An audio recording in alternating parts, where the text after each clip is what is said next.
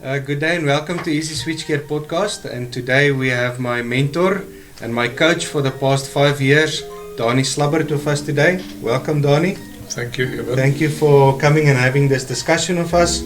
And we are living in interesting times. Donald Trump was just re-inaugurated for the second time. And we see that the situation is a bit tense between South Africa and them. What do you think? I've just read this morning that the Deputy President said South Africa will have to tread very carefully in this new environment. So I assume they regard it as important and sensitive, and hopefully they will do the right thing. Yeah. So Danie, you've been my coach now for the past few years. You've been a coach now for quite a few years. But before that, you started your career in engineering. Can you please tell me a little bit about that? Even I'm by heart a entrepreneur. I've only earned a salary for 3 months in my life. I started many years ago at EZY, which is now Mittal. From there I moved to a consulting firm doing industrial market research. I then had my own industrial market research company for a few years with a staff of 10, where I sold out, and I then started in manufacturing, where I was for 32 years. Eventually a couple of manufacturing concerns which I have either sold or closed down in 2016. And then I thought I'm retired, but it was a bit boring. My wife encouraged me to do something. So I decided to look for a vehicle that I can plow back into industry and into business, what I've learned over many years, sometimes at great cost, but nevertheless learned a lot. Then from 2000 and end of 18, 19, I started doing business coaching, giving business advice, being an advisor, being a mentor to a number of SME owners and also larger companies. So that is what I'm doing for the last 7 years now. So I've seen new companies that do very well with coaching, and then also companies that don't do well with coaching. What makes the difference? Well, I think an outsider should say it's a good coach or a bad coach. That can play a role. Because I think the coach should have the knowledge and experience how to make it a successful exercise. On the other hand, there can be no coaching, business coaching relationship if the owner does not accept that it's necessary. Yes. The owner must accept that he's got his role, which cannot be filled by the business coach, and he needs that accountability partner with the business knowledge, the practical experience to actually accelerate his growth as a business owner. Yeah. One of the things that made coaching very valuable for me is because I always say when you are working on a new business, everything is burning, everything is important and everything is urgent. But you need someone to actually just show you where you must focus. Because if you spread yourself too thin, you've got no effect. You don't reach what you want to reach. How do you actually find what is the most important things to teach a young entrepreneur? Even number one, because of this, call it chaotic stage at the beginning, which is driven by the desire and the mission and the vision, or the vision and the mission of the founder. And those founders, those entrepreneurs are so important. Across the world, the economy is driven by small business owners. They know their topic, they know their subject, they know their products, they know their markets, and then they start with a high level of enthusiasm to develop the business. But it brings chaos. Because there's chaos induced in it right from the start. Of course. But I think what the business coach, what the advisor bring is experience with structure. So we follow I'm a franchise partner of a company called Action Coach, which is in 80 countries in the world, 40 coaches in South Africa, and we follow a certain procedure. We call it the 6-step procedure. So the very first stage is to bring order. That is, assist the business owner. Only assist the business owner. You cannot tell the business owner. Of course, yeah. Assist the business owner. Have you got clarity on your vision? Have you got clarity on your mission? Do you know what you're going to do the first year and the second year? Do you know what you're going to do in the next 3 months? Once that's clear, do you know your positioning in the market? Do you know your costing? Do you know your break even? Before you run into troubles or start making losses, get the basics right. Get order, cut out the noise, and have some structure. Once that is in place, a business owner should start with, we sometimes call it develop your niche in the market, but then with the marketing, a focused marketing program. Once that marketing program has been defined and it is driven and it is applied and implemented on a regular basis with discipline, there's momentum starting to build in the business. And the moment that momentum starts building, you need systems. And systems is basically to ensure that you don't design the wheel every morning of every new day. Of course. It's like writing a book.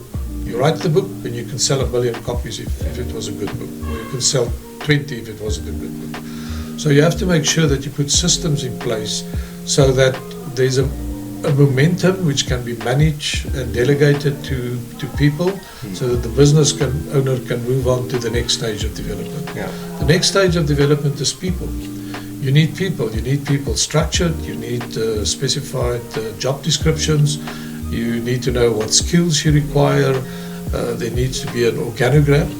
And your organogram you always do with the functions in mind, not with the people in mind. Of course. And as a new business owner, you'll often find that the CEO at the top will also fill 6, 7 other boxes till the company has grown enough.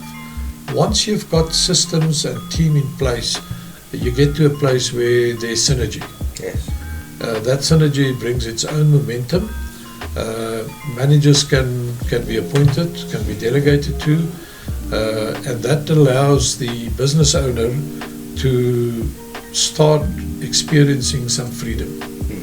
And whatever the results that is generated by the business can then be re-employed or invested, and in that way there's growth over the long term. Yes.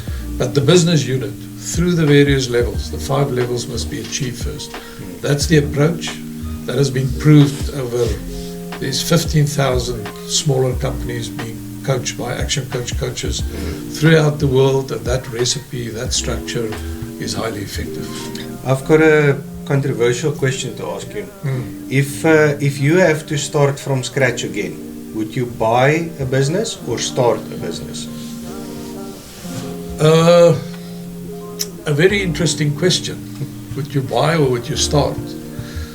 If you can buy a business where you can make a difference and you can buy it at a good price, why will you go through product development if it's already existing? Yeah. If it's a completely new idea and you've got nothing that you can bring in with resources from the outside, you've actually got no choice. You have to start from scratch. But the same process, whether it's buying a business and structuring it and energizing it and building in momentum, or whether it's from scratch, is very much the same, although from scratch a greenfield operation is always challenging. That's why 90% of SMEs across the world, not only in South Africa, fail in the first 2 years, because the business owner, the entrepreneur, which is so valuable, knows his product, he knows his market, he knows his potential customers, but they're not always that au fait with the business systems, how it affects cash flow, how it affects profitability. What's the difference between cash flow and profitability. Yes. How do you market? How do you make sure that your pricing is right? How do you manage your balance sheet to make sure your cash flow is present? That's the business element, which interlinks and dovetail with the operational part of the business. And that is what business coaching should bring in assisting a business owner and an entrepreneur. Great stuff. So without exposing information that's not supposed to be exposed, what was the most interesting coaching case that you had in the past 5 years?